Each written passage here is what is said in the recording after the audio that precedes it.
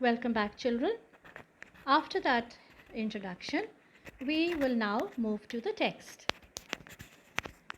I'm going to read the text and you can follow the text on your screens. I spotted it in a junk shop in Bridport, a roll-top desk. The man said it was early 19th century and oak. I had always wanted one, but they were always far too expensive. This one was in bad condition, the roll top in several pieces, one leg clumsily mended, scorch marks all down one side. It was going for very little money, and I reckoned I was just about capable enough to have a go at restoring it. It would be a risk, a challenge, but I had to have it. Now, do you understand something from this paragraph, children? Yes, the writer says he went to a junk shop in Bridport. Bridport is in England. He spotted, what did he see in that junk shop? As you have learned this word, he saw in a junk shop in Bridport a roll top desk. A roll top desk is like a study desk, children. And the roll top, it's called a roll top because it can cover, as you must have seen the shopkeepers, when they close down the shops, they have a shutter kind of a thing. That's a roll top desk, and you can close it. And so it was a roll top desk. The man said it was early 19th century and oak. Who's the man? The man who is the owner of the junk shop. He said that it was early 19th century and it was made of oak. I had always wanted one, but they were always far too expensive. He had wanted a rolled top desk for a long time, but they were always very expensive. Firstly, they were made of oak. Oak, you must have seen oak trees, children. Big trees, large trees, and they're very strong. So they make a very strong furniture.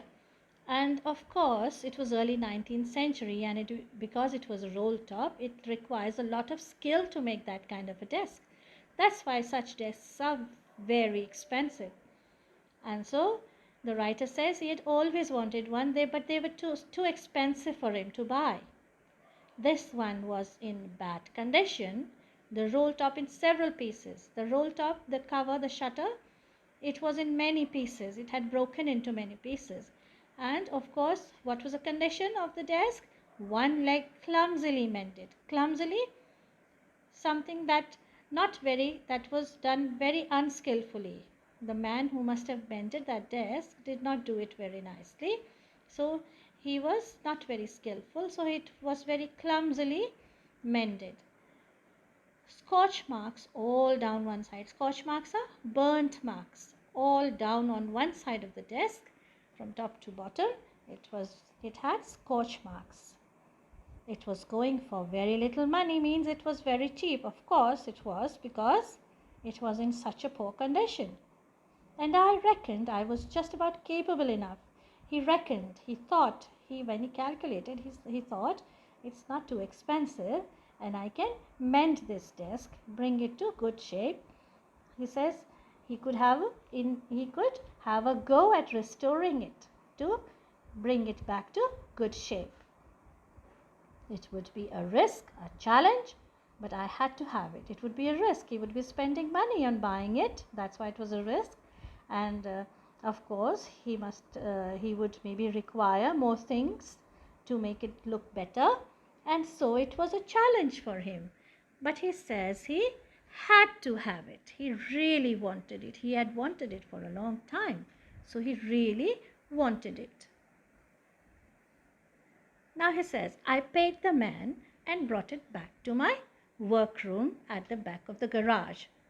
What did he do? He paid the man. He paid the owner for the desk and he brought it to his workroom. A workroom is like a workshop. And where was this? It was at the back of the garage. The back of the garage is where he had his car. And behind that he had his workshop. I began work on it on Christmas Eve, mostly because the house was resonating with overexcited relatives and I wanted some peace and quiet. Now, What was the time? It was Christmas Eve, and he started working on it. Now, very strange. He should be enjoying with the relatives at home because it is Christmas Eve. What is Christmas Eve, children?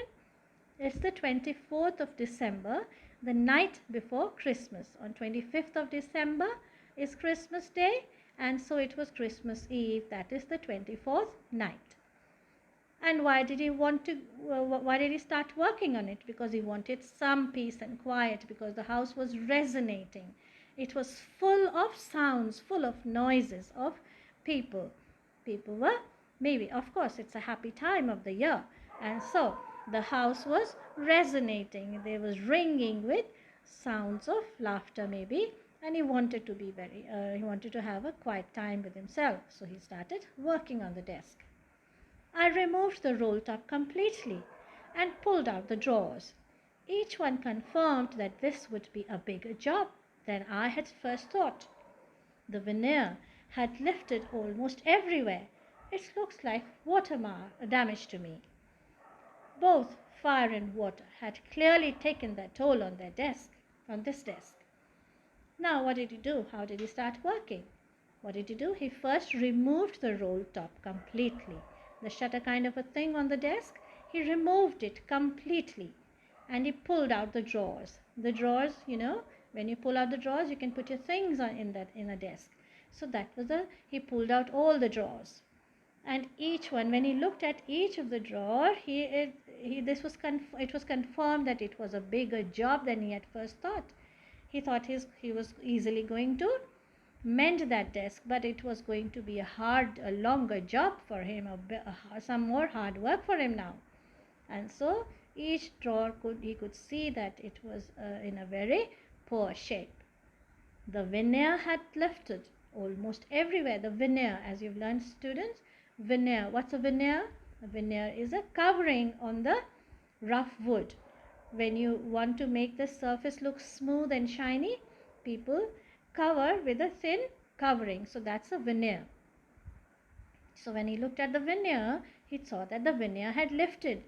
It means, and why had the veneer left? Why did the veneer leave the wood? It was because it had been damaged by water.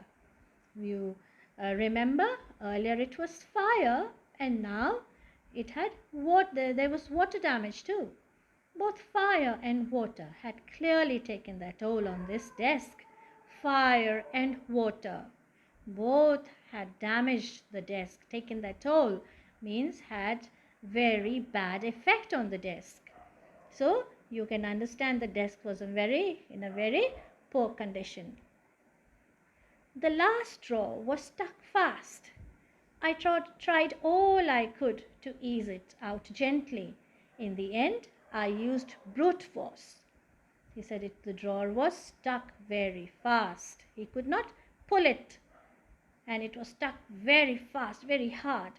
I tried all I could, he says. He used all his strength to ease it out gently. He said he tried everything to take it out gently. But now he says he wanted to use all his strength. That is, in the end, I used brute force. Means he used all his strength. That is, very wildly he pulled it out very hard. I struck it sharply with the side of my fist. With a fist, when you round your palm, you round your hand, and he put a very heavy fist. He stuck it very, very hard, and the drawer flew open to reveal a shallow space underneath, a secret drawer. And what did he do? When he stuck it very heavily with his fist, the drawer immediately flew open. Flew open means very fast it flew open. And what it revealed?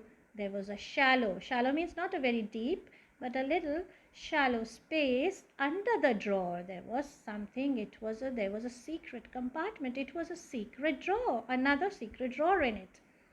There was something in there. He found something in the drawer. I reached in and took out a small black tin box, sellotaped to the top of it. was a piece of lined notepaper and written on it in shaky handwriting. Now, something was written on it. What did he do? He reached in, put his hand in, he took out a small tin box. Usually, tin boxes are used, when you buy, when people used to buy tea or tobacco or something, they would get it in tin boxes. And so those tin boxes were kept at home, and you could put your important things that you valued. And so in that tin box, it was on top of that tin box was sellotaped. What was sellotaped? There was a piece of lined paper. It was sellotape stuck there, and on the note paper, it was lined note paper, and something was written on it, and in a shaky hand, means maybe the hand is not very steady. It could have been an old person who had written on it. What was written on it? Jim's last letter, received January 25th, 1915. It was the last letter of Jim, and it was received on 25th of January 1915. To be buried with me when the time comes. The writer had written that when the time comes. What is when the time comes? The time comes means when I die, this letter should be buried with me. That this is what was written on that lined note paper, and the paper was stuck on that tin box. I knew as I did it, that it was wrong of me to open the box, but curiosity got the better of my scruples. It usually does. Now, what does this mean? The writer says, I knew that as I did, of course I know he says that it is wrong of me to open somebody else's letter. Yes, it is not right. Children, as you know, you have been taught, it is not good. It is not good manners to open someone else's letters. But he says, the writer says, I knew this, but curiosity got the better of my scruples. He says, all that hesitation that I had, the good manners that I had, they didn't work. Why? Because he was too curious to know. Of course, wouldn't you be? If you find a secret drawer and you find something in that secret drawer, you will definitely open it. And so it is human nature, children. The man also opened that letter, and he says, and of course, it usually does. What usually happens? Whenever you are too curious, you forget all your manners. And the writer also says, he says, I forgot all my manners. Now what did he find? Inside the box, there was an envelope. What is an envelope? When you write a letter, you put it in a casing, in a covering, and that's an envelope. And so inside the box, there was an envelope. The address read, Mrs. Jim Macpherson, 12 Copper Beeches, Bridport, Dorset. Now, on the envelope was written the address. It was addressed to the lady's name. The lady's name is Mrs. Jim Macpherson. Now, you know that it was Jim's letter, and Mrs. Jim Macpherson had received this letter. The address was 12 Copper Beeches, Bridport, Dorset. Dorset is in England, and in Dorset is Bridport, and it was addressed like this. The writer, he read it. I took out the letter and unfolded it.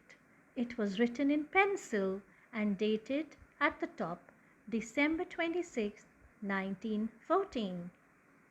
Now what did he do?